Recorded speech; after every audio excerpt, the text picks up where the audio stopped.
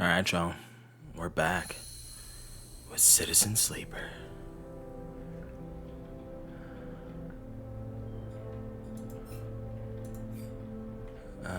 Okay. I think we did everything. No, we didn't. We gotta talk to Peter. Oh, yeah, I stopped before we did this. Okay, never mind. Let's talk to Peter. The docking access is in chaos when you arrive. The staccato burst of welding torches, the shouts of crews gathering, the rapid flow of supplies and kit from dock to dock. You can tell already that news of the flotilla's imminent departure has reached this place before you. Come to join the Exodus, Sleeper? Peter approaches you from one of the working crews, a smile on his face and a lightness in his step you haven't seen before. What's happening? Peter gestures to the chaos. The singers are rising, Sleeper. Peter eyes you. I suppose you are here on Soul's orders again? He winks at you. Nothing Ember's heart like to do more than ordering people around. I'm here by choice. Fair enough.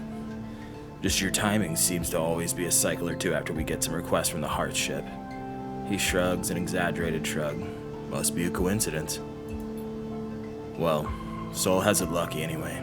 His request for us to dismantle the Axis and be the vanguard for the flotilla's onward journey to the Starward Belt aligns perfectly with our plans. What plans? To leave this damn place, of course. We've been prepping ever since the cordon collapsed. If we can build our escape and make the Heart's ships think we are complying with their orders at the same time, then it's a 2-1 for us. Peter shakes his head. Those idiots will never see it coming. You're leaving the flotilla? We are our own flotilla, Sleeper. Peter looks away at the busy Axis. We aren't going to tie ourselves to Heart and Step any longer. Why would we? To help them. Peter scoffs. They are taking on evacuees from the Eye, that's what I heard. So how about they help themselves before they ask us to make up for their bad decisions? Peter looks down. Look, nothing against you or yours, Sleeper. We have got to get out from under the shadow of Step and Hearth, and this is the time. Peter grimaces. We won't let that flux catch us again. Not a chance. And for the first time, you see fear in his eyes. Want to help us make that leap? Grab a torch, talk to a crew. You're welcome to it. Peter sniffs. Every person here is free to prove themselves. I'll help when I can. Peter nods. Just a stop on the road, Sleeper. I'm afraid that's all this was. Peter glances out past the docking access, through the outer windows to the stars beyond. A lot of space out there for those willing to take it. He looks you in the eye. I hope you'll be around before we go, but if not, he smiles. Stay strong. And with that, Peter thumps you on the shoulder and heads back to his crew, with a purpose, a direction visible in every step of his rapid stride.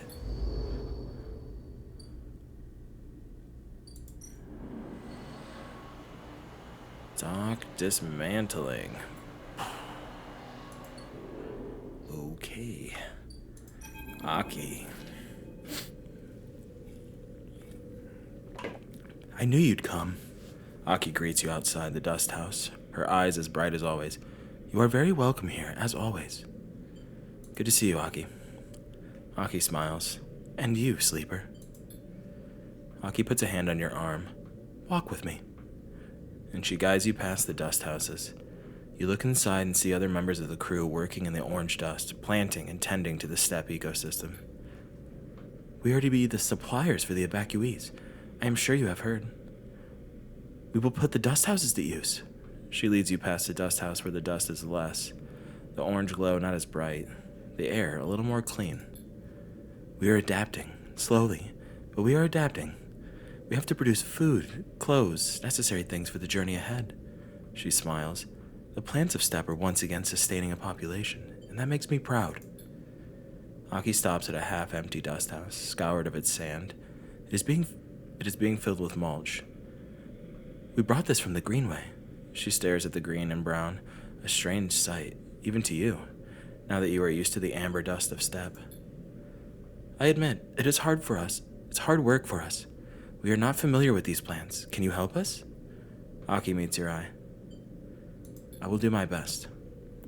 Thank you, she nods solemnly. I know that the eye is suffering, that it is at risk. I know what that is like. It's okay. I wish I had a lesson to share with you from our loss on Step. She shakes her head, but for the moment, I cannot see what that might be. She gathers herself. If it gives you meaning, the work here is steady and worthwhile. But if you do not have time, she smiles a weak smile, I will not blame you. Hold on to your memories, but not too tightly. She pauses. Sadness will not sustain you. She falls silent and you both watch the work in the dust house for a while. You can already see a greening fringe of moss on the mulch in the dust house, the first signs of new life. Will you soon be like the people of Step, leaving behind a home? Or will you be stubborn and hold your ground, despite what it might mean? You wait a little longer with Aki, the moment a welcome suspension in time, a rare moment in this rush towards an end. You glance at Aki, and she puts a hand on your shoulder in solidarity. After a short while, Aki sighs. It is good to see you, Sleeper. Perhaps we will see each other again before we depart. She walks away, fingertips brushing against the glass of the dust house windows. Aki turns back for a moment, as if she wants to say something, then thinks better of it and turns away.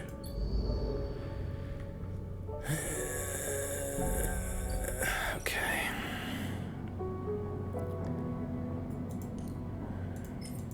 Well, I don't know what to do. Oh, the characters are so well written. I want them all. I just want to keep everyone together. Ooh, I got it. Let's take the eye with us. We'll drag it through space. That'll be pretty nice, right? Terminal flux. Oh, shit. Okay. And this is Pilgrim Prep. Oh my god. Let's help Aki first. We owe her. Intuit interface.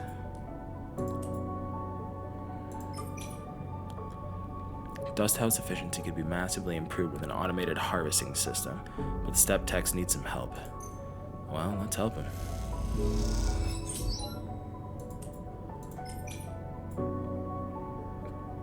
To be used on the flotilla's outward trip.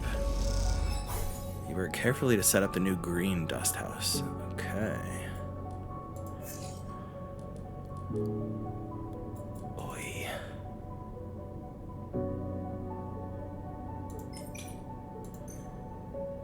Oh, we are not gonna have time for all this.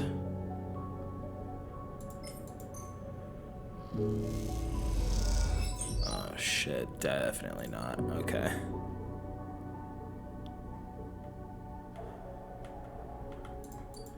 Oh fuck, okay. And we're gonna run out of scrap too. Okay. Oh, that's it? Fuck, okay, we gotta go to the farm stacks.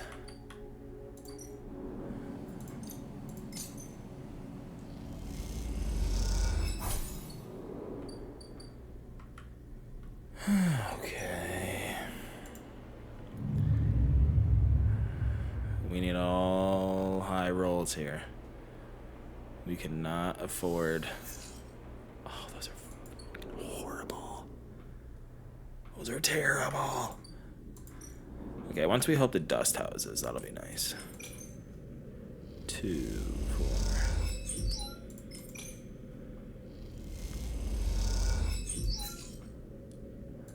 Let's do it. Save the 6s.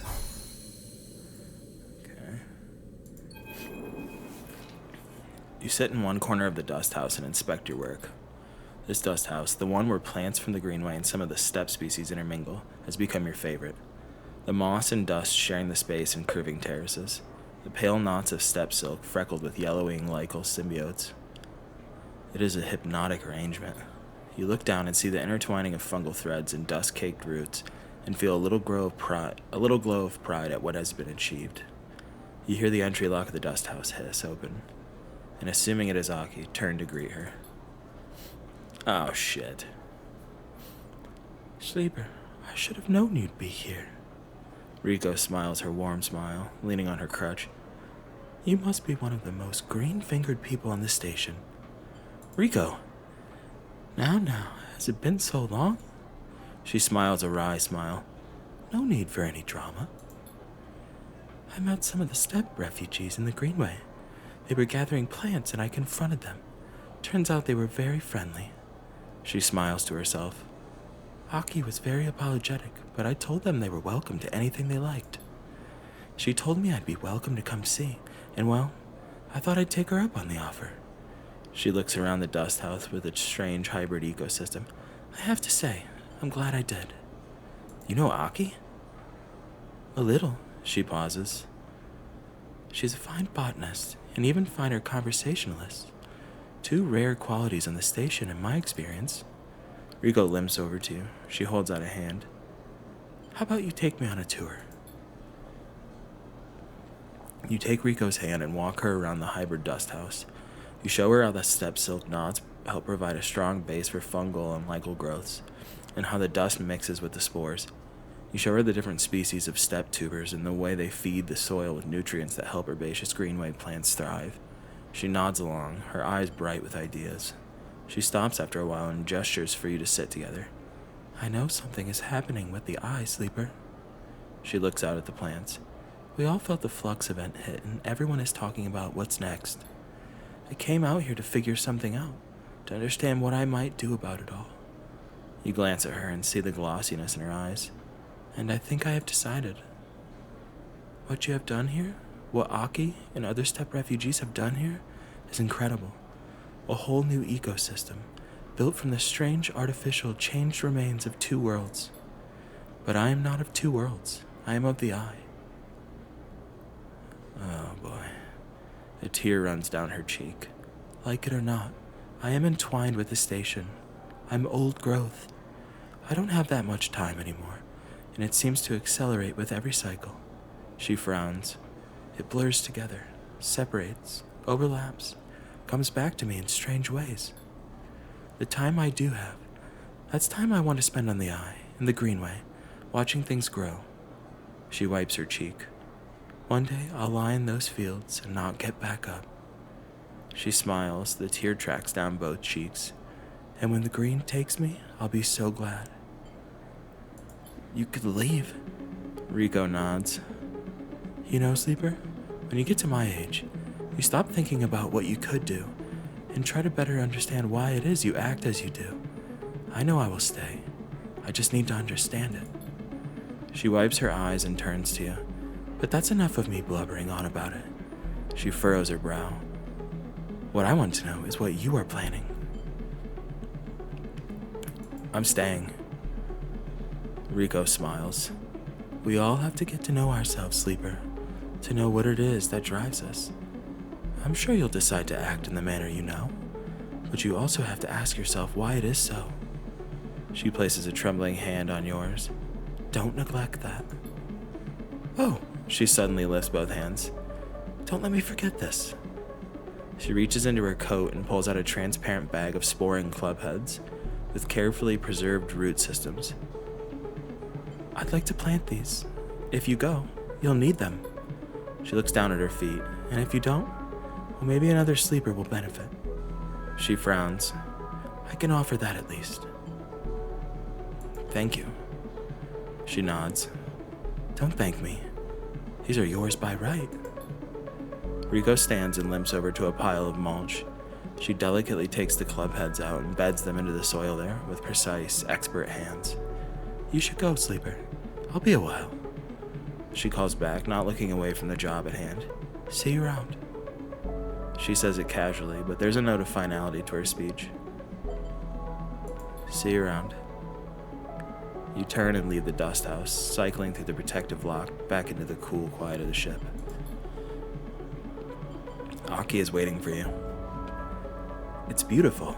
She is looking through their observation window and the green reflects in her eyes. The plants look happy together. She spots Rico with her hands in the soil. Ah, the botanist came. She shoots you a look. A friend of yours? More than that. She nods. She speaks beautifully about the Greenway. I should go and welcome her. She pauses. Are you leaving us?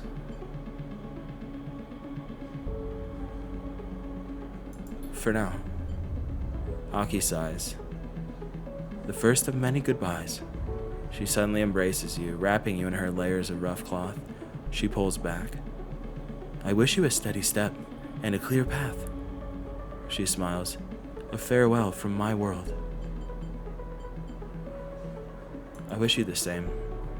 She nods and smiles one last warm smile before turning and entering the dust house. You watch as she walks inside, Rico turning with a smile to greet her. She kneels beside the old botanist, and you see her pointing to the club heads, asking questions.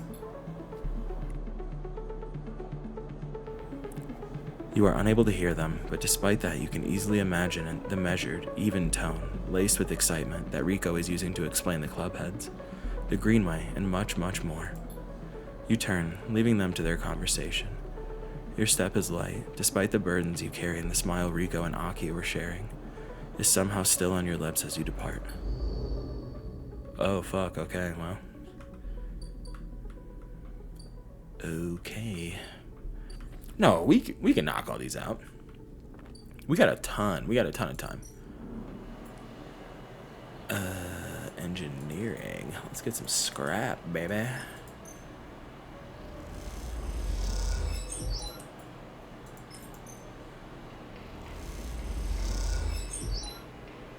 Oh, come on.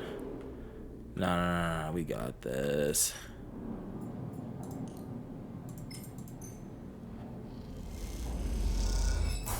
Terminal flux.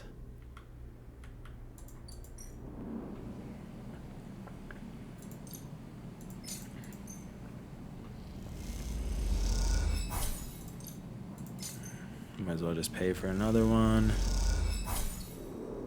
Okay. Oh boy.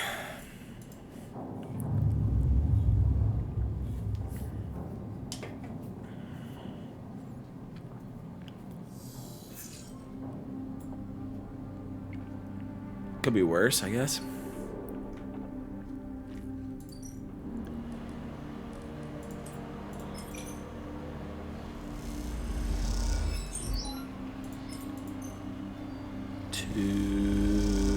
I bet we can pull a 2 out of this.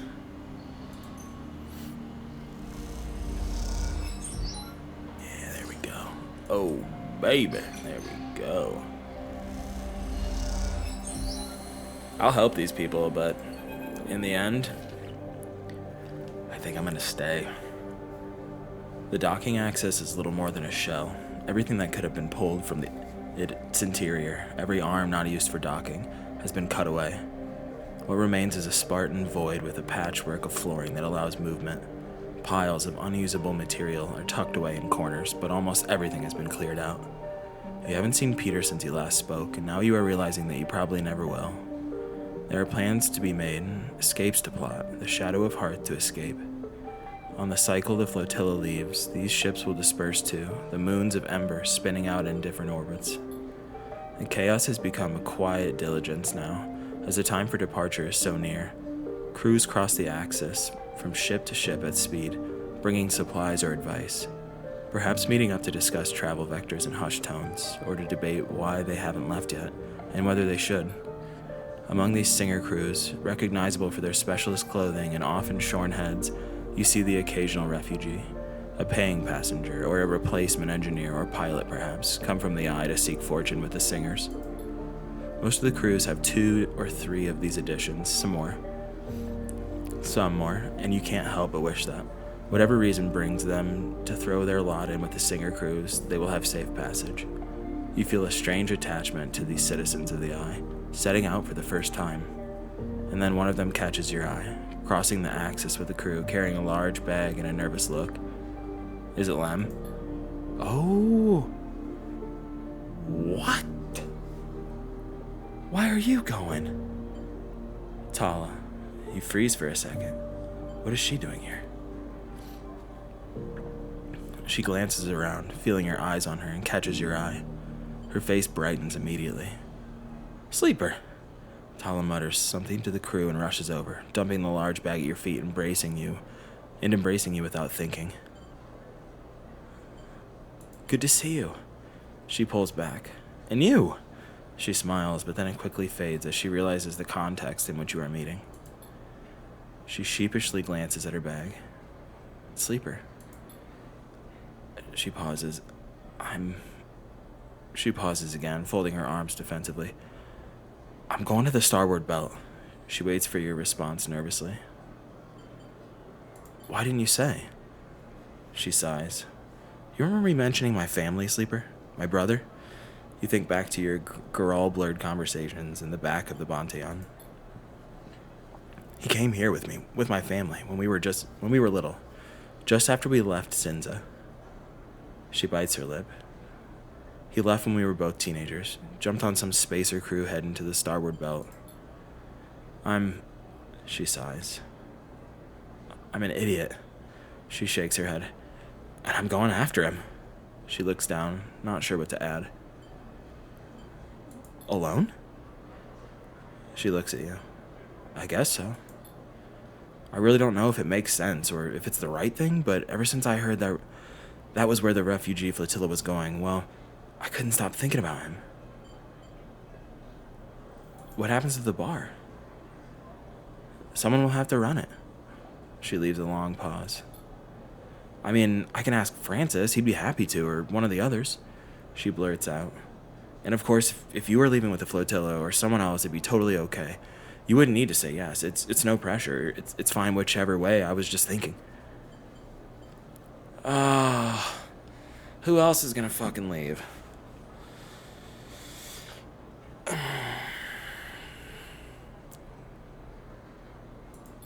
I'm not sure. Tala nods. Sure. I mean, I just sprung it on you. But she glances at the crew she was walking with, who were chatting a little way. There's not exactly much time. So, considering that, she grabs the key hanging around her neck, the key to the Bonteon. Do you want to do it? Oh, fuck. Dude. Now I'm like, should I go? You know? Tala's going. Rico's not going, though. But, I mean, her and I put in fucking work. But she's on her own mission. So, sure, I'll do it. Yeah. Tala leaps forward and embraces you again. Thank you, Sleeper. I couldn't be leaving it in better hands. She pulls the key from around her neck and places it around yours as if presenting a medal. Remember to lock up, especially at the back. And remember to empty the still if you are leaving things closed for a few cycles. And... She stops herself. I won't be gone forever, of course. She blinks away a tear. I can come back and check in. Maybe once I find my brother. She pauses, unable to finish that thought. She smiles at you, and you can see the weight lifting off her shoulders. Her eyes already drifting towards the crew, the ship, the next big thing. She's ready. I better be going. She nods at the crew nearby. Not a good start to keep my guys waiting. She lifts the bag under her shoulder. She looks down the curve of the eye towards the overlook. Thanks again, Sleeper, for everything you helped me with. She nods. I wouldn't have been able to leave if I hadn't made things work here. She adjusts the bag. Dad wouldn't have let me. See you around. She nods. Hope so. Then Tala turns, heading back to the crew who will carry her to the starboard belt. You watch her go, and despite the departure, it is hard to feel sad about Tala. You know her energy will carry her forward, and you hope her brother is somewhere on that bright path. You hold the key in your hand, the metal still a little warm from Tala's body. You turn it over in your fingers, thinking about how it feels like a tool and a burden. You can still lock up and leave, you figure, but now that will feel like breaking something fragile, and if you stay, well, who knows what this little metal promise might grow into. Oh, we are just really finishing things up, huh? Boy. Okay.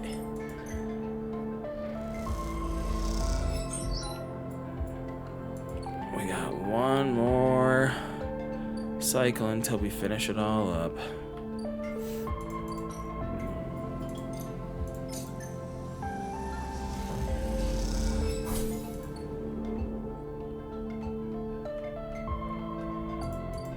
Yep.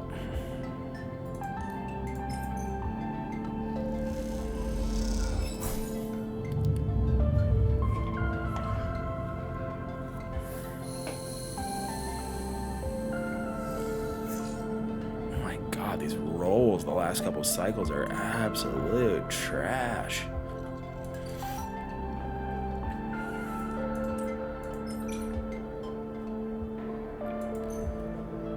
Okay.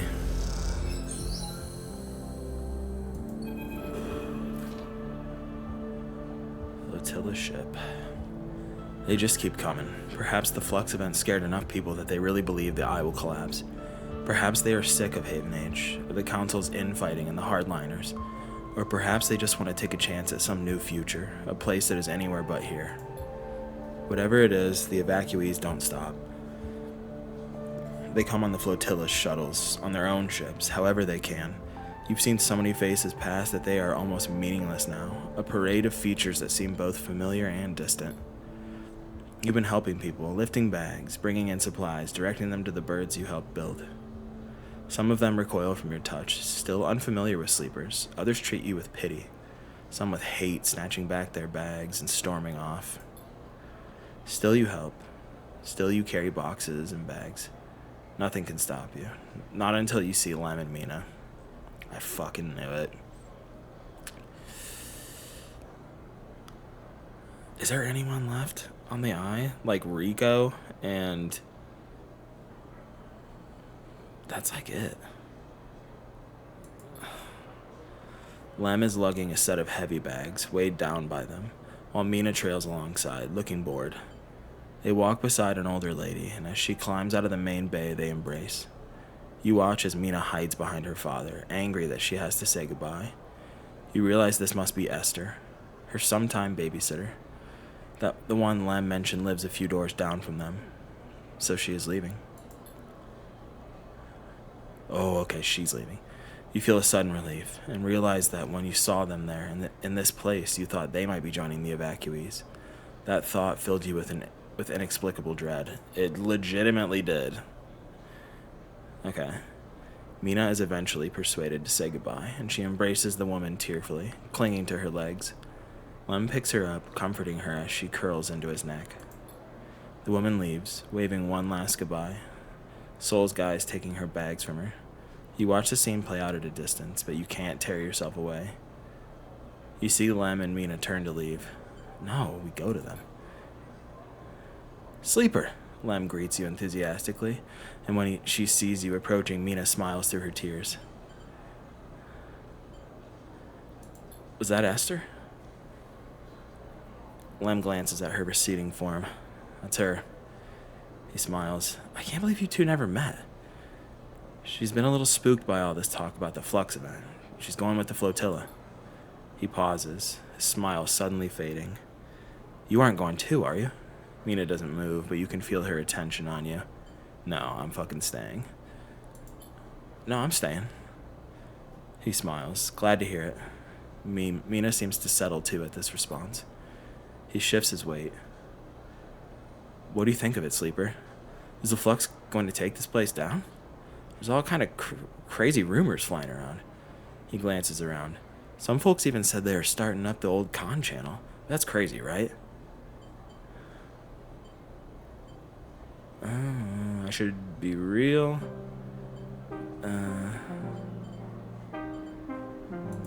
It's true, the eye's at risk. Lem frowns. You're joking, right? He shakes his head. The whole system's coming apart. He puts a hand on Mina's head. Can't catch a break. I don't think I have another move in me, Sleeper. He shifts his hand to cover Mina's ear. This is our place now. Me too. Lem nods solemnly. Well, all right then. At least we'll all be together. Don't leave us. Mina suddenly leaps out of Lem's arms and grabs you. You stumble under the sudden weight.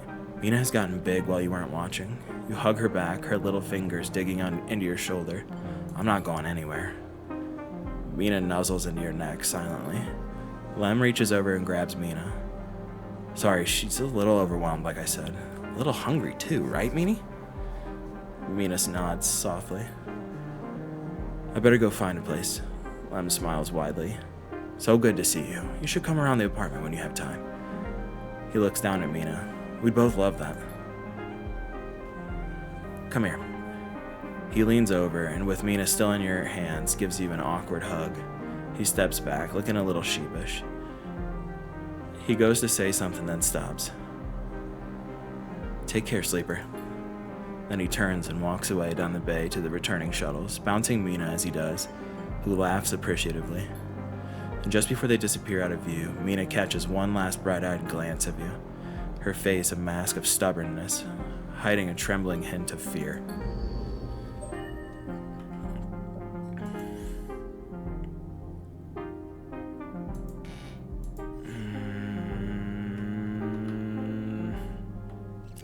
What do we do now? Just like wait until it's... I'm gonna go make sure I don't have anything else over here. Lem and Mina's unit.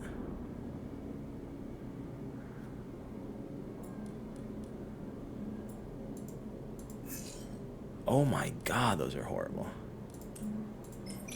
Whoa. Spend some time drawing with Mina, while Lem cleans up the place. After her bedtime, you share a drink with Lem. Wow. Can I do anything with you? Minji Express. Could I chat with Emphas? See, Emphas is here too. I can't leave, dude. That's crazy. Ord Exchange. The Bonteon. Bar Shift. Wow. And this is where it all started. The empty container. Haven Age offices.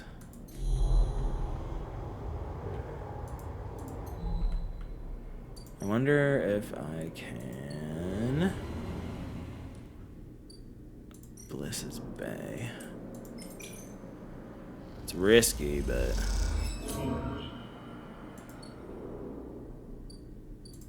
Alright, we can go back down.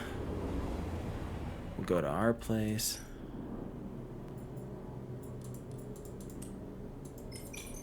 I wonder if... Are they gonna make me...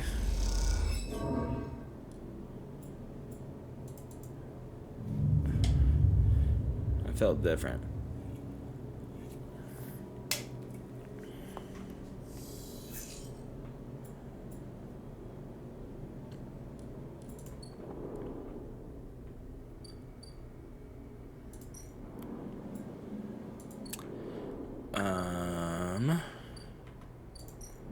I guess I can do the waist or like work a shift or something. I don't know.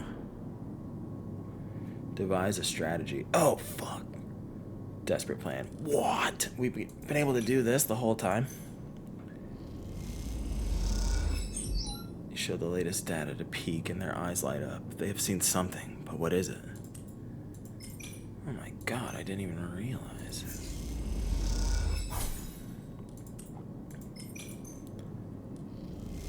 Two. A. We can stop it. We can stop it. Peak beckons you over the wide mess table where they have set up a terminal. The hours of bleary-eyed work have left you both drained, and Peak looks ready to collapse. You slide onto the curved couch beside them, something dark and malevolent filling their screen like an oil stain. The Shadow Protocol? Not quite. Peak's eyes seem to glitter in the screen light. This isn't what you think, Sleeper.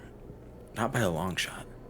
You look again at the screen, leaning in close to the dark, curved shape to see its texture.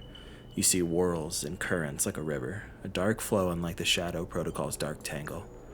You know exactly what this is. You have swum in this river, almost drowned in its shifting flow. It is the Gardener's Chorus, a dark cloud which blankets the Greenway's networks, the bioorganic morass of a malfunctioning protocol grown vast and strange.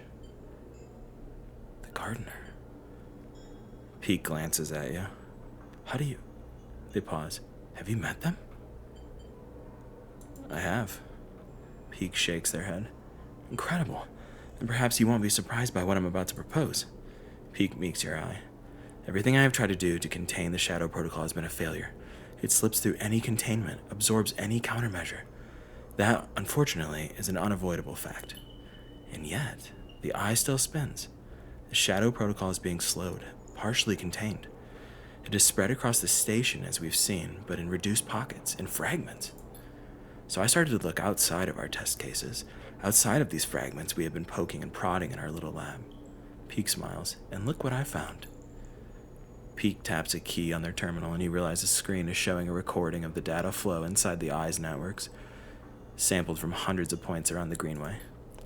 You watch as a subtle shift occurs at the edge of the flowing dark curve that blankets the Greenway. Something spreading like an ink stain, somehow darker than black, it bleeds across. The Shadow Protocol. Now watch. Peak eagerly points at the screen. You see something strange, a fizzing at the edge of the shadow, a sparking, and then it is gone. And beneath for a moment, a millisecond, you see into the networks of the Greenway. You are reminded of an image you had forgotten, of pulling a plant from its pot and seeing a bone-white root ball where you expected to see dark soil. The white connections writhe like worms, and then it is gone, the dark flow closing up as quickly as it opened. It dissolved the shadow. Exactly, Peak nods. It protected itself. You think back to your meeting with the gardener, to that sense of something old and world and inhuman to its core. Peak excitedly starts to explain. This is the only chance we have, the only countermeasure we have seen. In the moment it opened, I detected something, a centralized intelligence with a local ID, Gardener. This protocol, this system, whatever it is, can protect its network from the Shadow Protocol. But if it stays in the Greenway, the eye will still fall. The station's systems are too exposed, too spread across the hub, the shipyards, the spokes. Peak glances away. The only way is to break it open, to spread the entity's network, access it. Expand it. Somehow. Peak pauses. You want to let the gardener out. Peak stands up and walks away a little. They lean against the countertop, their head hanging so low that their long hair touches the work surface. You hear them breathing deeply. I don't know, Sleeper. They lift their head. I really don't know. It's a chance. Maybe. They shake their head. You know as well as Peak that this is it. You know it because over the past few cycles you have run every simulation, every possibility you could think of, and still come up with nothing. You have stared a hole into your screen and dreamt of that black shadow creeping in at the edges of your vision. Peak recognizes the look in your eyes, the potent cocktail of resignation and anger. Let's say we do this. Peak begins, eyeing you carefully. What do we need? They begin to answer their own question, thinking out loud. I suppose we need to do the two things. Find a way to limit or control the gardener's spread, and then reconnect the Greenway. Peak starts pacing, the idea is coming quickly now. Controlling the spread means preparing the station, limit the gardener's network to key systems. We don't want it taking everything, we just need it to protect the station's core functionality. Then we need to reconnect the Greenway, hook it back up to the main line of the network. Those systems we prepared, they should connect, and Gardener will spread along the paths we prepared. At least, that's my theory, Pete grimaces, but if we don't prepare correctly, the Gardener might not spread. Or it might spread to everything. Pete closed their eyes. And after that, things might get worse. It can't be worse than a total collapse. Don't say it, Sleeper. Peak sits back at the terminal and brings up a map of the eye. Rotational control at the hub. Life support at the free spoke. Power routing at the Haven Age shipyards. They stab at the map with each one, marking them in red. Then there's the central core, as I understand. It is somewhere on the rim. I need to find it. They push their hair out of their face. We see the gardener in all these places. Peak pauses. But how are we going to do that? Transplant the Greenway. Peak smiles. Of course. The gardener needs plants to care for. That is what their protocol dictates. They must have been part of the farming management systems of the Eye, back when Solheim built it.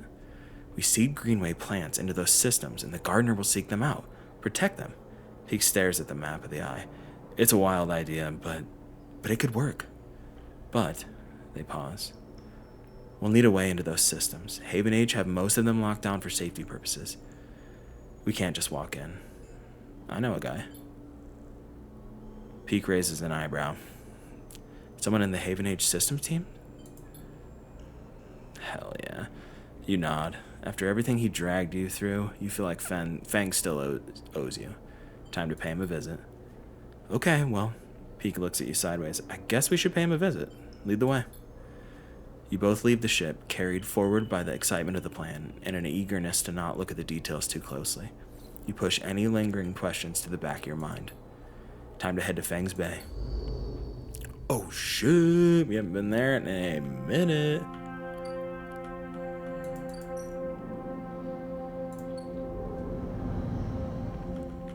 He's on this half, isn't he?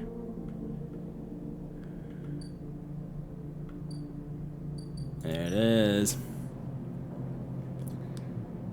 Oh, you little fucker.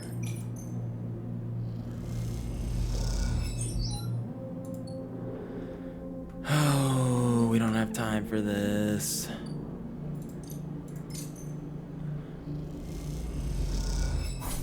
Luckily, there will be some engineering tasks coming up, and I should be good. We've got what? 1, 2, 3, 4, 5, 6. 6 more cycles. Yikes.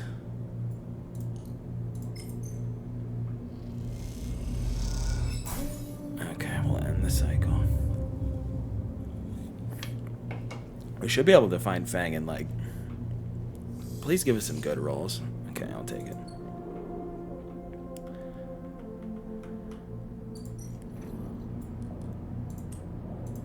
Yeah, there we go.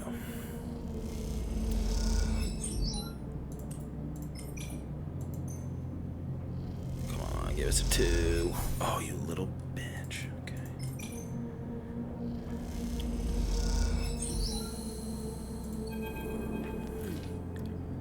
That's it. No more wasting time.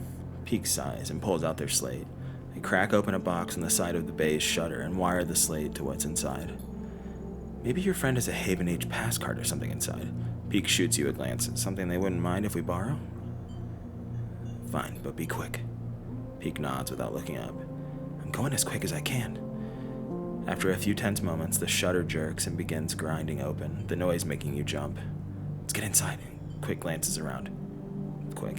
Peak glances around. Quickly. You slip into the dark of the bay, punctuated by the blinking lights of Fang's piles of servers, somehow even more disordered than before. Peak makes a beeline for the desk at the center, scattered with tools and components. They flick on a lamp and stare at the mess. Are you sure this person can help us? Yes. You are interrupted by the sound of footsteps from the entrance. Someone has come in behind you. Peak freezes. I could swear I closed this shutter when I left. Fang leans on a stack of servers near the entrance. Must be getting forgetful. He grins at you.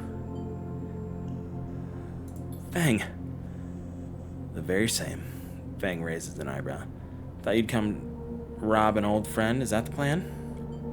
We need your help. Fang nods. You hear about the flux? Peak nods and is suddenly giving Fang their full attention. Fang smiles, pleased with himself. I guessed as much. I saw changes in the old system architecture almost immediately. Some of them have been running since the first days of the station, so when I saw new patterns, shifts in logic, I knew something must have happened. These past cycles, I've been doing a total inventory of the core systems, from the hub to the rim. He grins. I've surprised myself, to be honest. I didn't think I had it in me. Peak seems unamused. And what did you find? Fang sighs. That's the thing. There's something all twisted up in the systems and protocols, but every time I look at it, it disappears. Peak finishes. Fang turns to you. Do they always do that? Peak ignores him. It's a shadow protocol. It masks itself somehow, bedding into the gaps between the systems and the negative space. It is slowly filling every system in the station, slowly taking over, and we need to stop it. You need to grant us access to all the core systems of the station. Rotational control, life support. Fang holds up a hand. Whoa, slow down there. I don't even know your name. Fang shakes his head. And you are asking for the keys to the castle? Can't be done. Fang, it's me. Fang pauses and glances between both of you. How long have you known this one, Sleeper? I know I owe you, but I also know that you trust too easily. Sorry to say it. Peak cuts in. I can vouch for myself. I came to the Eye on the run from the XPR colony, Hawthorne, with the intent to keep running until we hit the starboard belt. But since I have been here, I have done everything in my power to protect this place. I have helped to stabilize the refugee flotilla, to investigate the flux, to identify and make a plan to purge the Shadow Protocol from the station's systems. Meanwhile, Haven H has done everything to stop and slow these actions. I have proven myself as a friend to the people of the station, not the administration, many times over. And I will not be doubted by someone who wears the badge of this corrupt administration. Peak fixes Fang with a hard look. Fang looks down at his Haven H jacket and shrugs. This is all I have in my wardrobe. Look, I have no love for the council either, friend, but someone has to run this place, and that someone is me. Fang walks over to the workbench where you are both standing and digs a slate out of the pile of tools. You want to prove yourself? Show me. Peak grabs a slate, and you recognize the tangled form of a flux node on the screen. Peak immediately starts tapping away at it, its tendrils unwinding in the shadow, just slightly delayed, slipping out of sight. Fang leans in. Interesting, he says to himself. Before long, Peak has unfolded the system completely, and it lies splayed out like an unwound ball of string. At the center, with nowhere left to hide, is the dark stain of the Shadow Protocol, visible for all to see. What now? Fang asks, his eyes fixed on the screen. How do you kill it? That's why we're here. Fang looks intrigued. Go on. There's one entity on the station that we have seen purging the shadow, the Gardener. Fang frowns. Who's that? Some Greenway hacker? Pete glances at you. More like an avatar of the Greenway itself. You explain the Gardener to Fang, the feeling of descending into the flowing river of consciousnesses. You explain the networked chorus, the non-human collective of voices. You tell him of the farming AIs offered to you, to be networked into the chorus, dissolved in its flow. Then you explain that by granting it access to the Eye's major networks, you hope to reinforce them. Fang is silent for a moment. And you want to let this thing out? He shakes his head. That's the kind of stupid plan I'd dream up. He pauses. I like it. He smiles. This place is rammed with weird protocols and forgotten intelligences anyways. What's one more ghost in the machine? We try to limit it, of course, Peak explains. That's why we want your help to access the Eye's major systems, to seed some of the Gardener's spores into them, to draw the Gardener's focus to those places. Fang whistles. So the way we save the Eye is by growing mushrooms in all the server stacks. He glances at you. Sleeper, congratulations, you found someone weirder than you. Peak goes to argue, but Fang holds up a hand. In it is an all systems Haven Age pass card with his picture on it. Take it before I change my mind. Thank you. Don't mention it. Fang gives you a look. In all honesty, Sleeper, I was on my way back here to start tearing the place down. The Shadow Protocol had me spooked, so if you were telling me you have figured out a way we might fight it, he looks at Peak. No matter how crazy, then I'm glad to help. He smiles a tight smile. Come with us. No, Sleeper. He looks away. I have to keep on with my work here, strengthen those systems, back up the data. The worst comes to the worst, I'll need to rebuild. I won't let this place die. The last pieces of my parents are here, among the data. Goodbye, Fang. Fang embraces you firmly. Stay safe, Sleeper. You take the card and leave the bay with Peak. Once you are outside, they stop you. We should split up. Peak looks worried. We've wasted enough time as it is. Head to the facilities in the hub, the free spoke, and the far side of the shipyard. See the gardener there. I'm gonna go find the core control center that's somewhere on the rim. They hold up their slate. I'll send you a message on your slate when I have something. Good luck. They squeeze your shoulder and you exchange fearful looks. You know, deep down, that Peak isn't sure this will work, but they have decided to act, to move with confidence, and for that confidence, you are very thankful. Power routing. Oh, we need literal spores. Okay. Those we can get.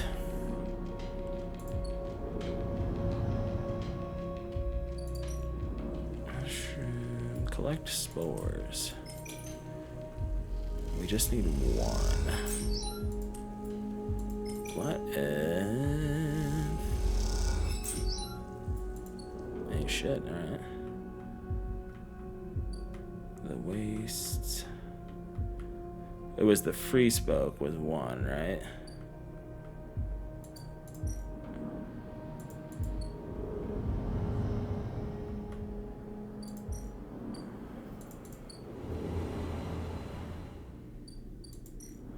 Rotational circuit. Oh shit, do we need 3 for each? Oh, get out of here. Okay, no we don't.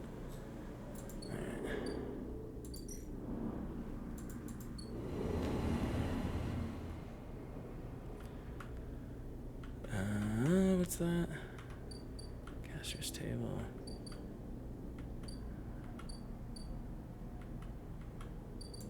Power routing.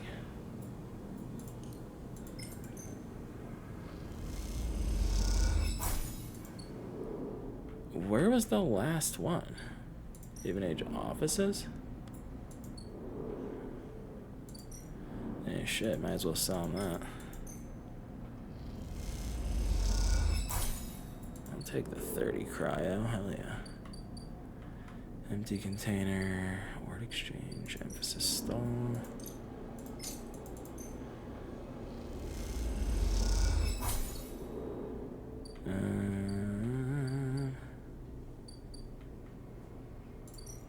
Okay, this is the last one. Life support. As you leave, the slate Peak gave you chirps insistently. You check and see a message. Found a possible entry to the core facility in the low end. Meet me here, ASAP. Peak. A blinking marker gives their position as on the free spoke side of the main block. Better head to the low end. Okay. You arrive at the coordinates given by Peak's slate, a rundown, but active corner of the low end, where a short, glass-roofed alley turns off from one of the main thoroughfares.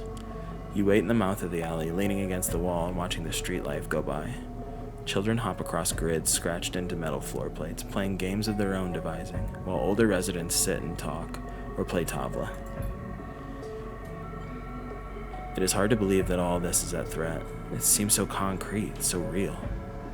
How can some intangible protocol erase all of this? As you are watching, a voice calls out to you from one of the tabla tables set up along the way. Oh shit, it's Caster. You move a little closer and recognize the sitting player immediately. Caster sits, tabla pieces and board ready in front of him, smiling at you. Sleeper, the partner has not arrived for our usual game. Come, please, take a place. He beckons you over, standing and nudging you to sit down with him. A rematch is in order. You owe me a game. Almost immediately, Caster begins the game. Everyone on the eye knows how to play tabla. The methodical movement of the counters across their triangular points, a ready fit for the rhythm of life on the ramshackle space station. Most games begin in the same way, with each player moving with independence, focused only on achieving their optimal early game setup. But there is a moment in each game where it becomes necessary to notice the other player, to anticipate the crossing of the counters across the board.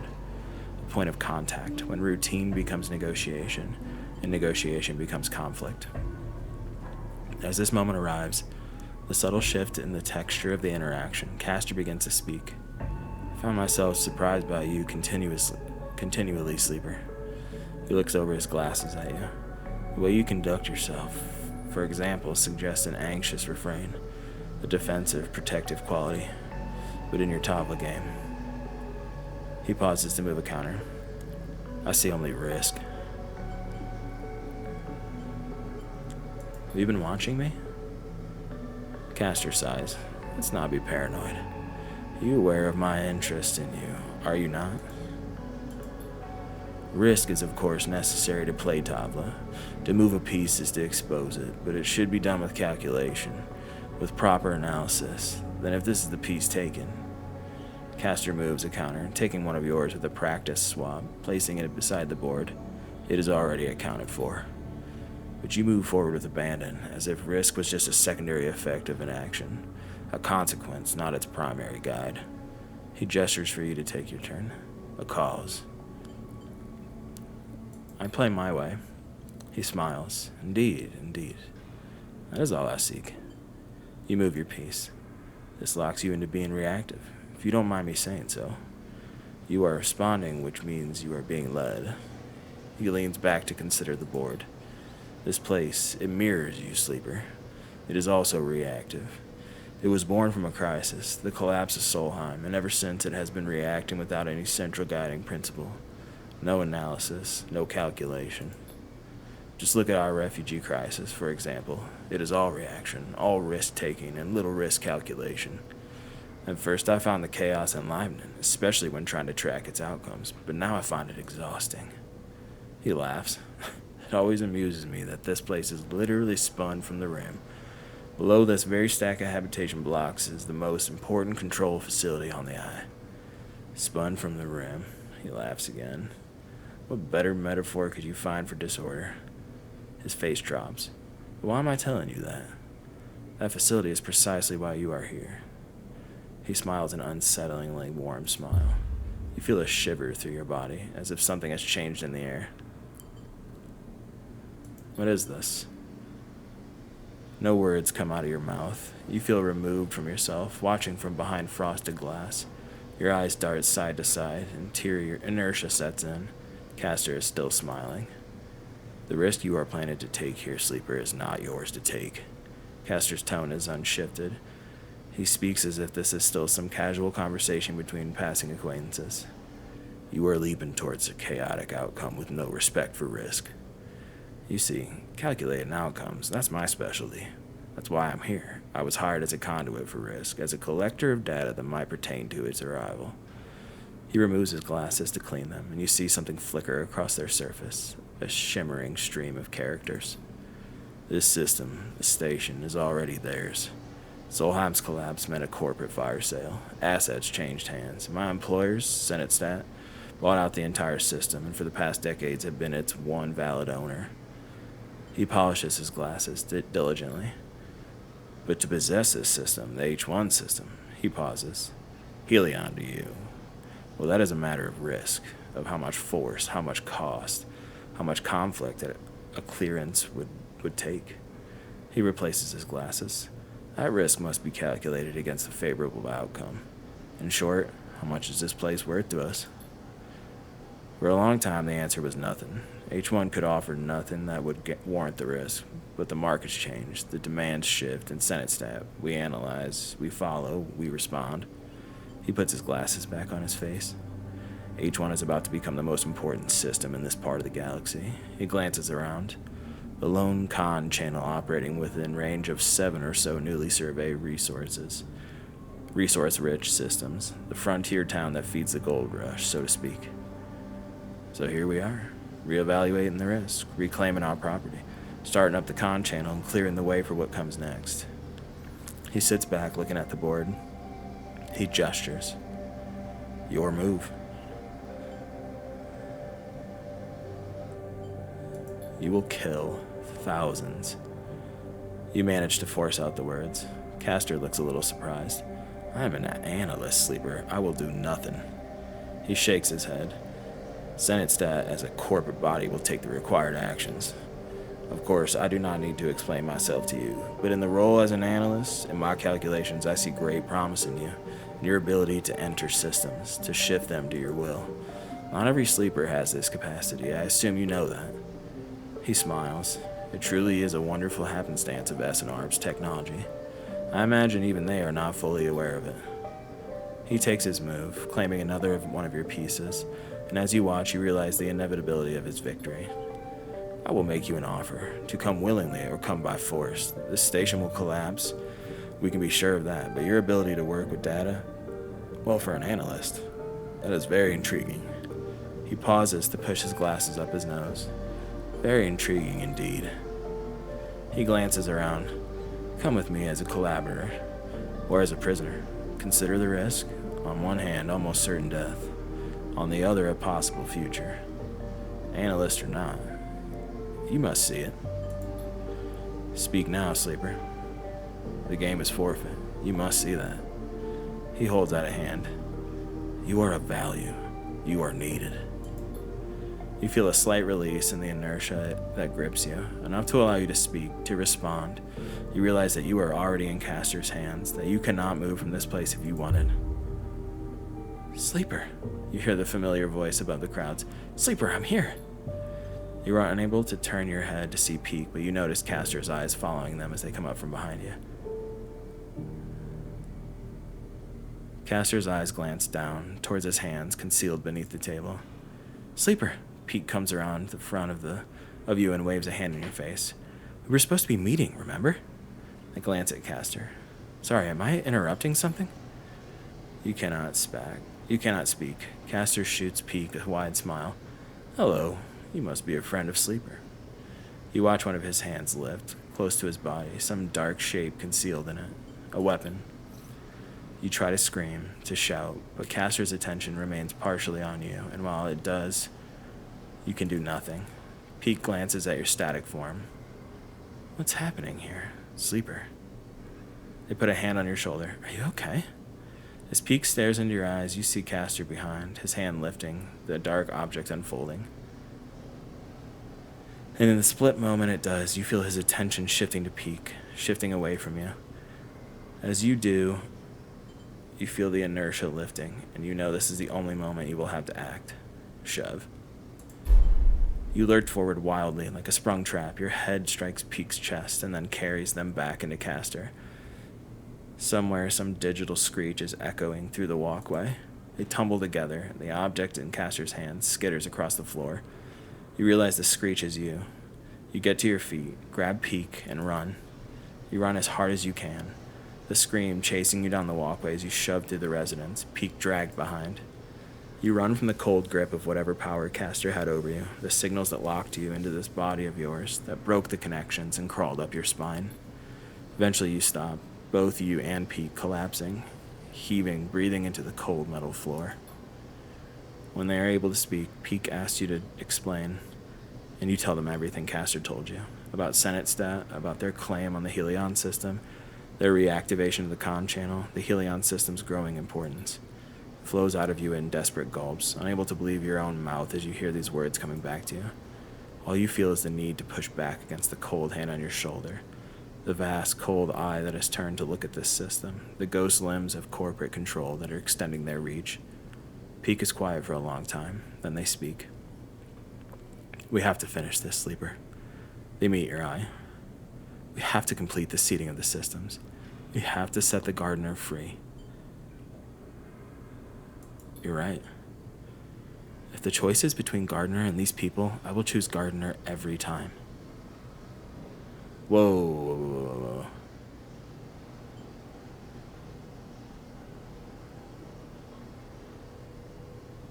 Whoa. Hold on. What do they mean, these people? You stand together. The final control facility is here. Oh, the final control facility is here. I found it. Peak looks at you grimly. I can take you as soon as you are ready. Time's almost up. This is the only shot you'll have. Fuck.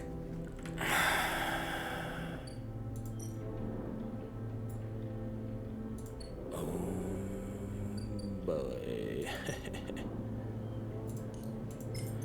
Okay. I don't know what's gonna happen here, but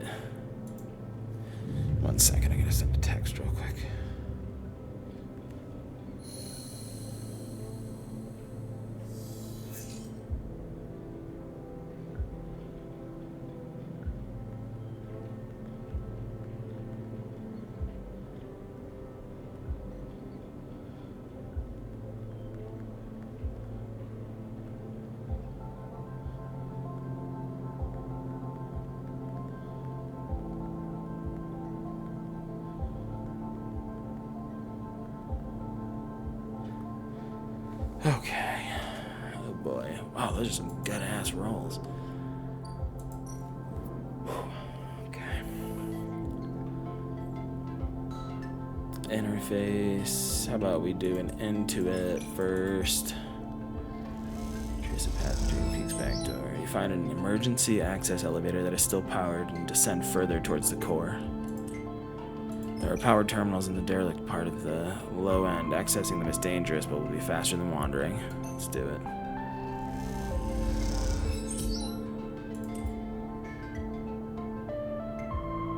Interface. I feel like we get something for that, don't we?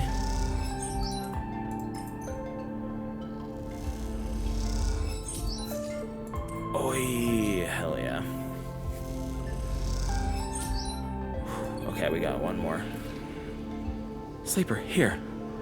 Pete calls to you from across the flickering corridor. An elevator to the core. They smile. This is it. There's been a long set of cycles hunting for a path through the derelict layers of old Solheim offices and workshops, but finally, here it is. The path down to the core. You rush over to Peak.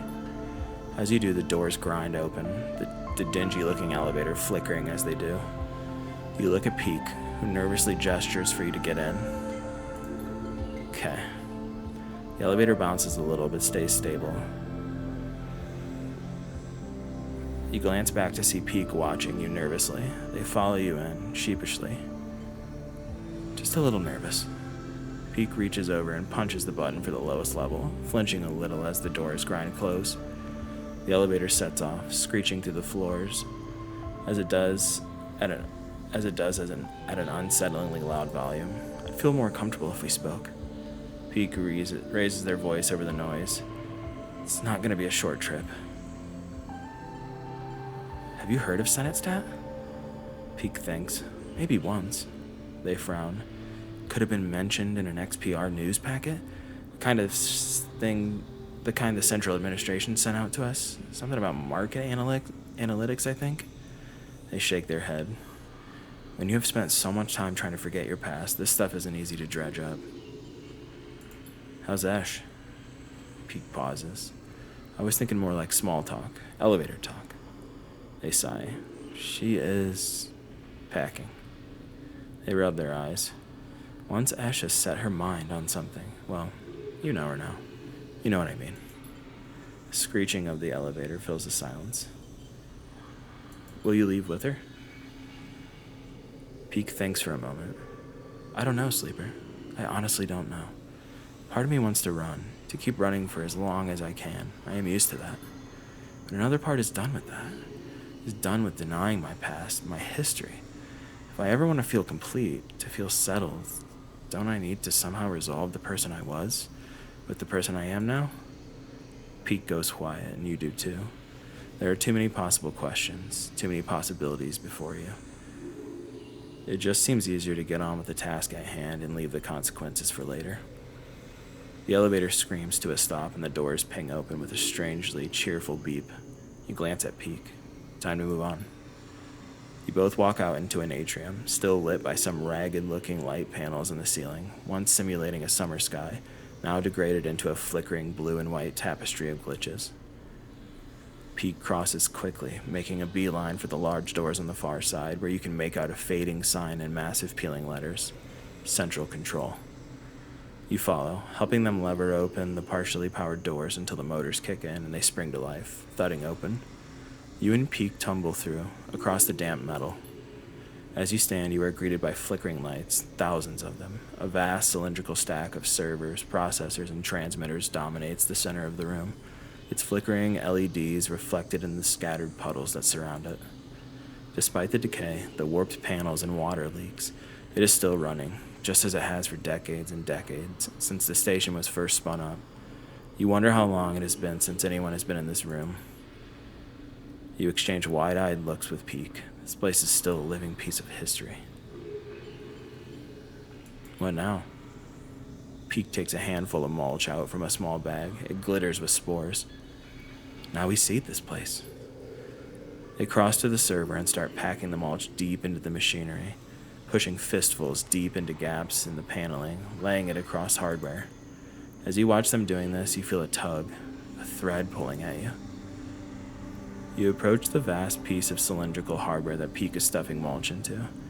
You run your hand across its plated metal surface and watch the lights blink in response. As you pass, you hear a whirring, like a physical disk drive starting up.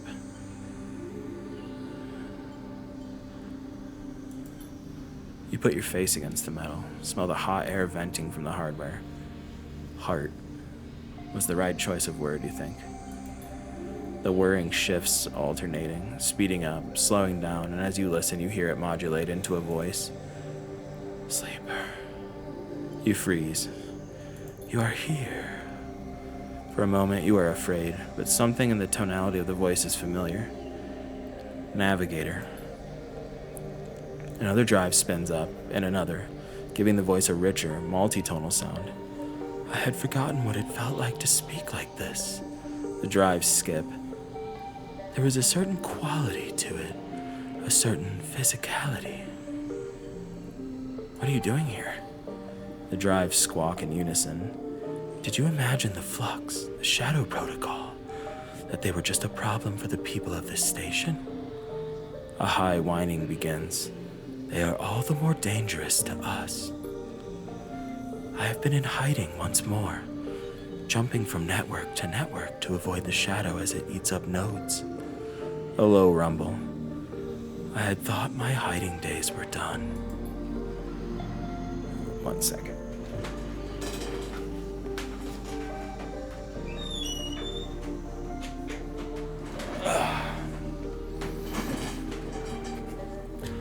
For the moment, I have found myself a safe haven here in the core. The shadow has yet to breach this facility, although that is a temporary state of affairs. The rumble stops. My predictions do not point to good outcomes. That's why we're here. You explained to Navigator about Peak's plan, about Gardner's resistance to the shadow, and how by seeding key systems you will protect them from its advance. The drives hum thoughtfully as you speak. A desperate plan. The drives were. 1 second. Sorry, I had to sneeze. But appropriate given the probability of total collapse. I am not sure what will be worse for us. Hiding from the erasure of the Shadow Protocol or the assimilation of Gardner. The drives pause to rest. But we owe you our freedom. I will do what I can to guide the Gardner into the systems you have seeded. A pause. It is correct to do so. Be careful. The drives squeak in affirmation. You have notable persistence, Sleeper. Even with such poor probabilities of success, I will be curious to see the outcome. The drives squeal, the motors giving out. This cannot be sustained much longer. Go. I'll be fine. A final squeak of affirmation, and then the drives skitter and slow to a halt. You step back from the towering cylinder, staring at this vast piece of Solheim's hardware. This whole place is built from ghosts, you think, from old protocols and company hardware, from engines that drove decades of corporate expansion. Is the eye proof that they can be shifted, bent, forced into new configurations that allow for new ways of living? Or is its inevitable collapse proof that these engines of expansion can never be anything other than a corrupt foundation? It seems to depend on who you ask. Done. Peak's shout breaks your line of thought. The heat and damp should help the spores germinate quickly. If we are lucky, there is enough time for some of the growth before we reconnect the greenway. They glance at you. That's it. All the facilities seeded. They sigh. We either just ensured the eye's survival, or stuffed a whole lot of soil into one of its most important computers. They laugh weakly. Shall we go? They start to head back towards the door and the elevator beyond.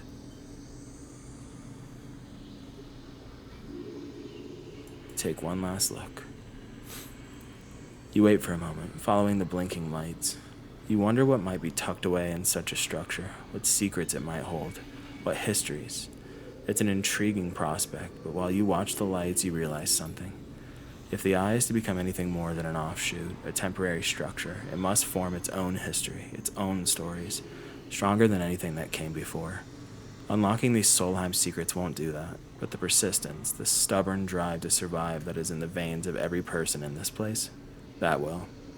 And that is what you were trying to save. You turn your back on the core and follow Peak back into the elevator. As you ride the car back up, Peak raises their voice over the screeching. I'm going to the Founder's Gap to finalize the connection. The moment I'm ready, I'll let you know, and we let the gardener out. The sooner, the better. Peak furrows their brow. If we wait until the final cycle, it'll be too late. If you want to help speed things up, go work with the flotilla. We can make the connection until we can't make the connection until we know they are ready to go. Peak swallows. Unleashing Gardener could affect them too if we aren't careful. This will work. Peak nods, opens their mouth to speak, and closes it again. You ride the rest of the way in silence. When you reach the top, you go your separate ways, but before you do, Peak embraces you, burying their face on your shoulder. You stand there together for a moment, spinning with the eye, moving relentlessly towards an unknown future, and then they let go and slip away, the pressure of their hug fading like a bruise as you begin to leave. Oh boy, okay. No active drives. One last thing of fungus from Memphis. I want to go to the... Okay. Alright, we can do this. Let's end the cycle.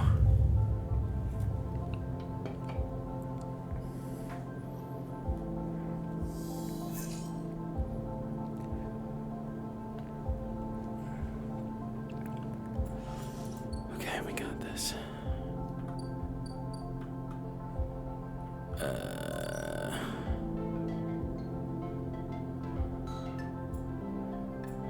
Did we kind of already get through? Let's try it one more time.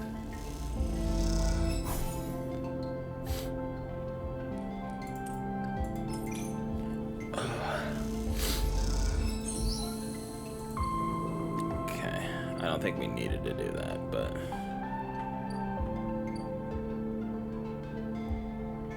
Where am I supposed to meet her? Or them?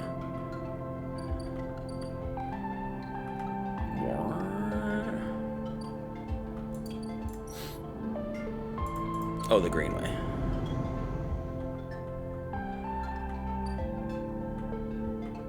I thought.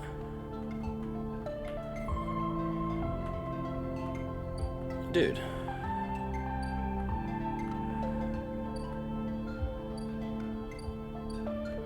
Hypodome, Hypolapse, Aviary, Farm Stacks. Where was I supposed to meet them?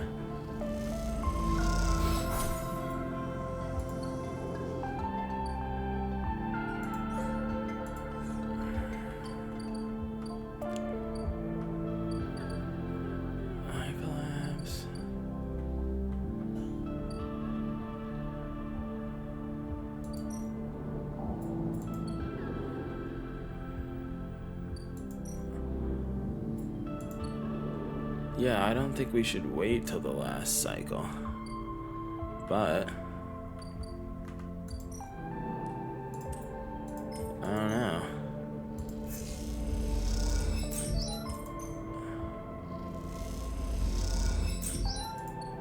I'm also not seeing...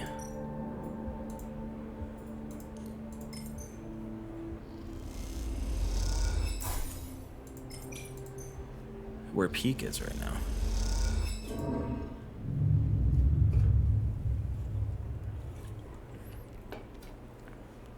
They said they would get a hold of me, so... Oh, now those are some rolls we're talking about. Peak slate chirps in your pocket. You take it out. A message. The connection is ready. Meet me at the Founder's Gap, Greenway side. Peak. You clench your jaw. It's time.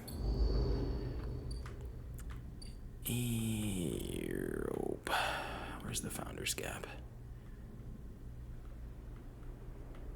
Oh boy, okay. You find Peak waiting near where you first met, at the entrance to the docking tunnel for the Founder's Ferry. They are leaning beside the wall in the flickering light, and you realize now how different they look from when you first met. There is a darkness around their eyes, a sense of exhaustion to their pose, but also a solidity, a sense of purpose and self-knowledge. They look concrete, for want of a better word. Solid. Sleeper. They spot you and a small smile crosses their face. Glad you came. I wouldn't be anywhere else. The smile grows. Crunch time. They shake their head in disbelief. Let's go. The break in the connection is up ahead. They walk away from the docking tunnel into a ragged, half-crushed corridor that descends into darkness. They poke their slate and a torch flicks on, lighting the way ahead. As you descend through the layers of the broken edge of the eye, Peak talks, filling the silence. I had to hunt all over this part of the eye to find the point where the connection was broken. They run a hand along the buckled metal of the wall, stooping under the angled ceiling. This hole, the gap, got knocked in the eye when Solheim collapsed. It's impossible to tell who did it, but my guess is they tried to scuttle the eye. If Solheim couldn't keep hold of their fancy new station, well, no one could. Peak ducks through a fractured passageway with hanging wires like vines. So this place has always been on borrowed time. I managed to weave together the old connections and run a new patch down to where the main line still runs through the remaining ribs of the rim. They smile, just like keeping those old XPR platforms running. Ash would be proud, if she'd bothered to help. As Peak goes quiet, the corridor opens, but into a wider, twisted passage with compartments on either side thick with wiring. Here, this is the connection point. You can see where Peak has levered off a panel and hooked up a thick cable to the existing hardware. As thick as a tree trunk, it snakes off into the dark ahead, its yellow rings making it look like some huge and exotic serpent. You did all this? Peak nods. It was an interesting challenge, plus it helped me keep my mind off things. Peak smiles a weak smile. There's a lot I'd prefer not to think about.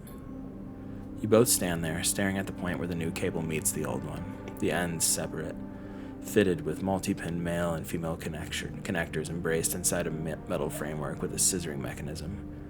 Bring them together, seal them, and the greenway will be connected to the rest of the eye for the first time in decades. Peak shifts their weight onto one hip, pushing their hair out of their eyes. I feel like this should be more momentous, like there should be some ritual or ceremony. They pause. Or someone should stop us from doing this crazy thing. It isn't crazy. Peak nods. I mean, I'm not being funny, Sleeper, but this whole thing is crazy to me. Peak shakes their head. Leaving Hawthorne with Ash, joining the flotilla, coming here, meeting you, the Flux, the Shadow, everything. They laugh a hollow laugh. So I suppose this is at least consistent with all that. They take a deep breath. Okay. They look at you with mild panic. They hold both sides of the supporting framework, ready to scissor it closed. Here we go. Peak wrenches the framework closed, and the connectors thunk together with a sound that echoes down the ruined corridor, into the dark on both sides. Both you and Peak wait with bated breath, unsure of what it is you were waiting for. Do you expect the eye to suddenly stop spinning, or lurch on its axis? For the power to go out, or a shockwave to run through the corridors of the rim? You meet Peak's eyes, and suddenly they burst out laughing. What are we waiting for? They put a hand to their forehead. I feel like we just planted a tree and are expecting it to burst out of the ground. They shake their head, but you feel it. You feel it flowing like a stream that has been released from a cave and rushes out into the sunlight, crystalline and clear. You swear you can hear it running in the wires, like water, like rain, like steam. It doesn't roar or rattle, but it rustles and rides there, like liquid roots. Peak sees the look in your eyes and stops laughing. You can see it, can't you?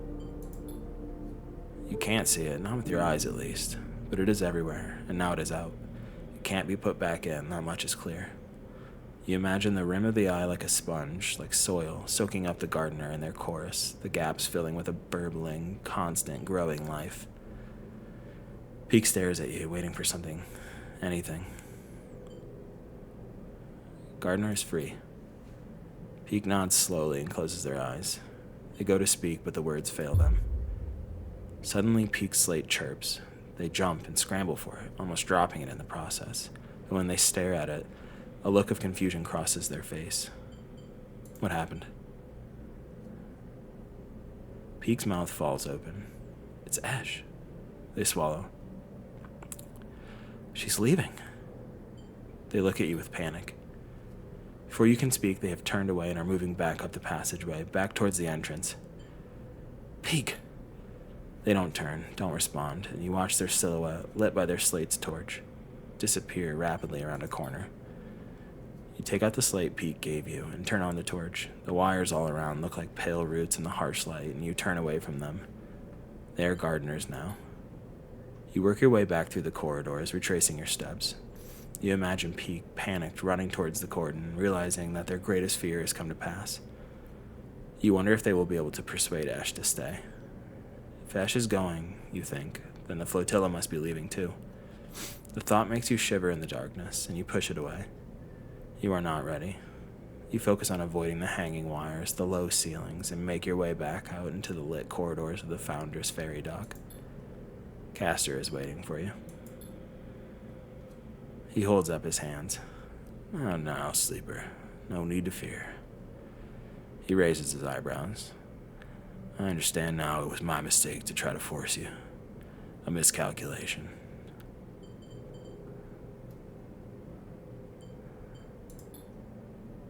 I won't hold you here, sleeper. Castor stands to the side, but I wish to speak. Fuck you, bro. Should I leave? I kind of want to hear what he has to say, though. I'm not giving you the fucking time of day, bro. You're about to kill Peek. Shut the fuck up. There's nothing Castor can say that you want to hear. He speaks for Senate stat, and they have no hold on you. You approach Castor. As you approach, he speaks quietly, in an urgent whisper. I do not wish to see you lost. You are of great value. If you ever want to see that realized, you push past, ignoring him, and his voice fades. The last you see of him is his slow nod, perhaps a mark of resignation, or just another deferential gesture aimed at manipulating your response. Doesn't matter either way, you're done with him. You head towards the cordon, Peek and the flotilla in the forefront of your mind. Fuck you, Castor, you fucking prick. Okay, we gotta get to the cordon. Holy shit. You arrive into chaos at the cordon. The final shuttles are leaving the ramshackle docks that have formed along the edge of the gap during the flotilla's stay. As they do, groups of evacuees push on board, hoping to be among the final people to escape from the Eye. The fear created by the Flux event became a series of rumors, and those rumors have driven many out of their homes. Others have staunchly doubled down on their position on the Eye, refusing to accept any gossip of the second collapse. You are unsure what you think. Is the collapse a certainty? Will Peek's actions this cycle have changed anything at all? You're tired of these questions and instead set out to look for your friends. You quickly spot Peek and Ash at the far side of the chaotic bay. You quickly make your way through the crowd, slipping between the gaps and the rushing evacuees, stepping over bags and luggage. Progress is slow, but as you approach, you can hear the voices over the crowd. You try to push closer, but there are many evacuees gathered around them and their shuttle. You made your decision, Peek, and it puts you against me. Ash is standing with one foot on the boarding ramp while Peek argues with her. The evacuees are eyeing them, eager to intervene but intimidated by Ash's evident strength and attitude. Ash, it doesn't have to be like this. Peek looks desperate, tear tracks already on their cheeks. We can find a way. Ash shakes her head. I have always protected you, Peek. I have taken you under my wing. But I understand that you are not mine to control, and you have chosen to be here and not with me, despite everything. I have chosen to stop running, Peek cries out in frustration. You can choose to stop running too. We can stay here and try to live. Don't you remember what it feels like to live, Ash? Ash turns away. I remember what it was like to live on Hawthorne, what it was like to be worried for your safety every cycle, to live under the control of my mother, of the administration, to work to maintain something that no one wanted, no one needed, so that our corporation could maintain a foothold in this system. You talk as if this place, and the very same system, is any different. What is there here but the same grind for other masters, for employers, administrators, for those who gain from our struggles? There may not be a corporation controlling the Eye, but there is control. There is power in action here. So what then? Peek shouts. You run from everyone, or and anyone who could ever be close to you? In search of freedom? In search of some perfect place where no one has power over you? Peek is crying openly now. I want to be a part of something, Ash, even if it is broken and suffering, even if it can't be free. Ash pauses and takes a deep breath. She nods, her eyes closed. This isn't Hawthorne anymore. We aren't tied by our childhood or by our shared need to escape. We are both just people in this system. Oh, fuck. She opens her eyes. I release you, Peek. You are free of me. Ash, please. They hold out a hand. There is a life here if you want it. Ash turns and smiles at Peek, her eyes wet now too. Then you live it for me, Peek. I can't. She climbs up the boarding ramp, the evacuees taking their chance to climb on board too. You watch as the shuttle closes its ramp, lifts off, and leaves the bay. The crowds are dispersing now as they get onto the shuttles or say their goodbyes and move back into the main part of the cordon. You push past the last of them to reach Peek. Peek doesn't turn as you come close. Sleeper? Ash is gone.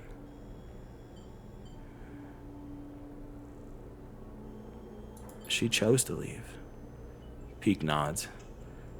I've known her my whole life. They wipe their face. But since we arrived, we've been going in different directions. They turn to face you.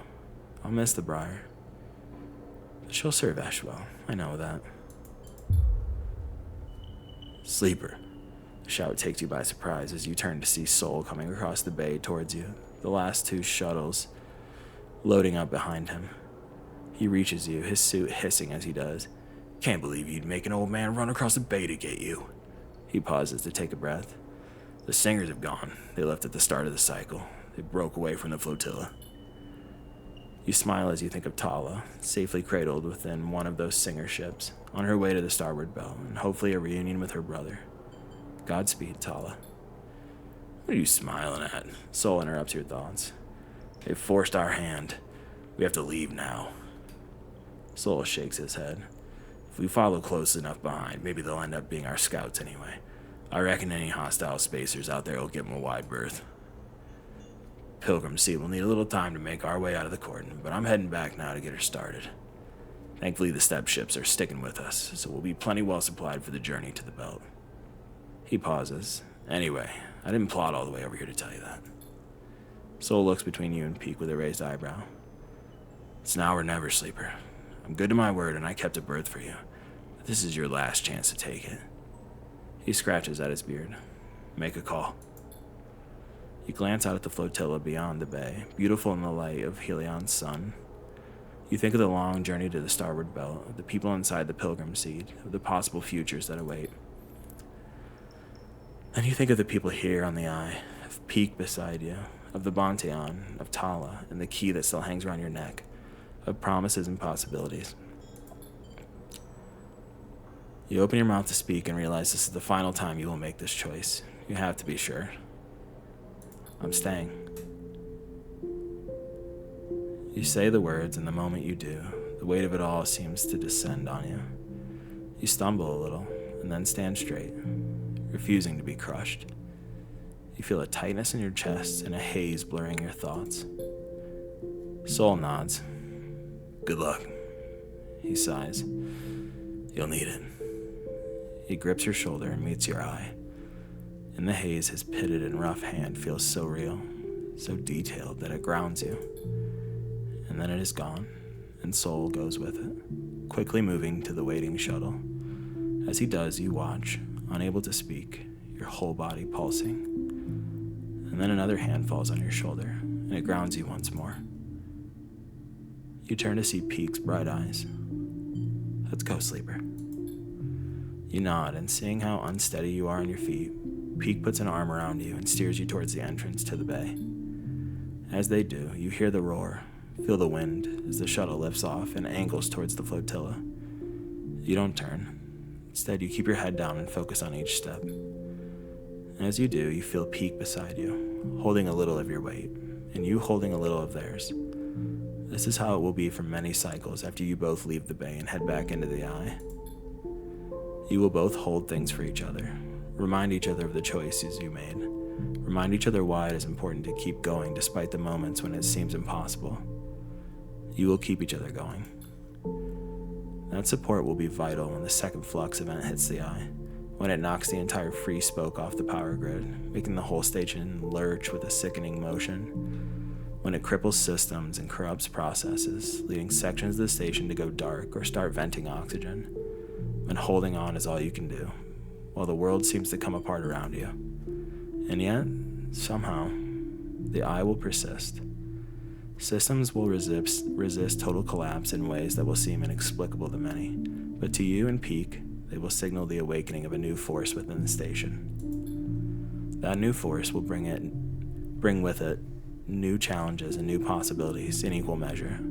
Strange growths will be reported all around the station in the wake of the flux event.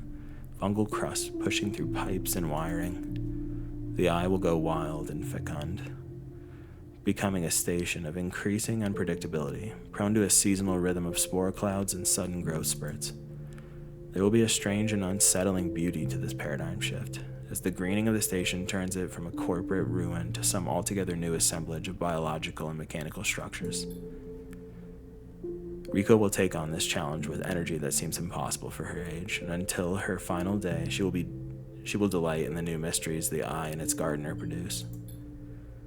And as this new era consolidates around the station, you will find yourself in the Bonte on most cycles, working to keep the place alive. The cycle where you invite Emphas to come make use of the kitchen will go from a one-off event to a regular occurrence, and soon the Bonteon will be filled with spacers eager to try the best preparations of the station's now abundant mushrooms. And on occasion, after a long shift at the Bonteon, you will hear the sound of the stray mewling, and you will crumble up some food and sit and watch the cat eat, as if it is the only thing in your world that matters. However, into all this newness, the bad old ways will still intrude. Senate staff, frustrated by the eye's resilience, will begin to send more physical threats, and supply ships and traders will suddenly stop arriving, stopped by a blockade of corporate militia.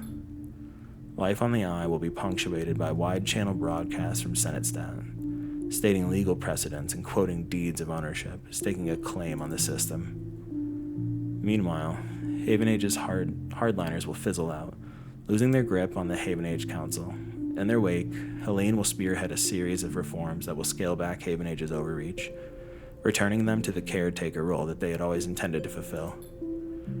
As the cycles roll on and the threats gather, new broadcasts will join them, sent by Conway Extractions, making counterclaims on assets within the Helion system, and many on the Eye will grow quiet, losing their appetite for debating these political machinations as they tilt inexorably towards a corporate war.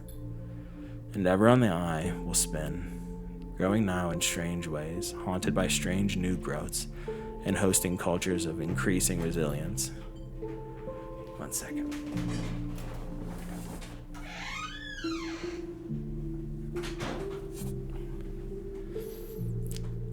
As the Helion system descends into crisis, you will find comfort in the fungal patterns, the familiar conversations, the spices, and the smells that will accumulate around you as your body continues its unavoidable decay. They settle around you like a veil, and in time it will be impossible to see the eye without seeing its many variants and versions, pasts and potential futures, and this masking of the world will mark your approaching end.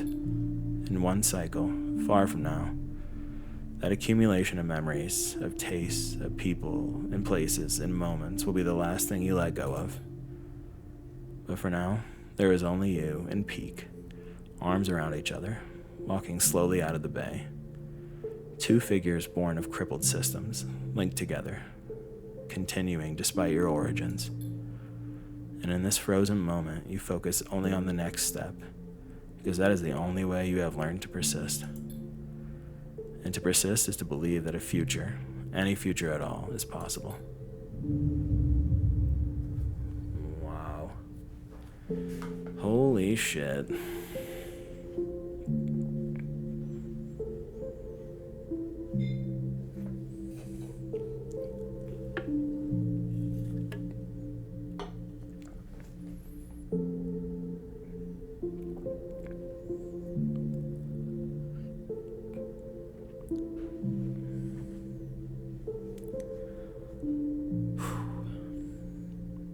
That's insane.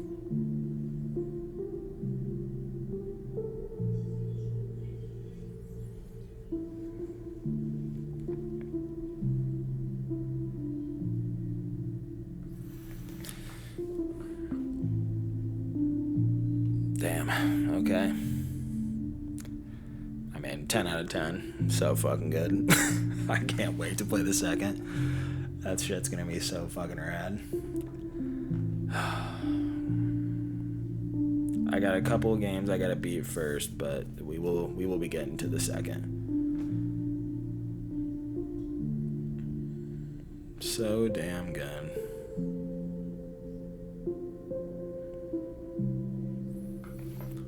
Well, it's the last time the credits are gonna roll.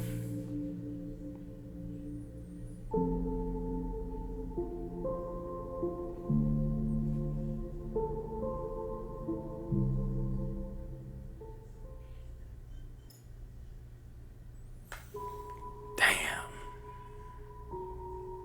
If this song isn't in the second game, boycott. Just kidding. But thank you guys so much for watching. This has been a blast to play and a blast to record.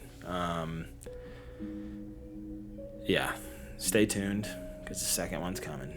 And if you did like this video or this series, like and subscribe. I'm trying to grow this channel. There's going to be much more of this. So, thank you.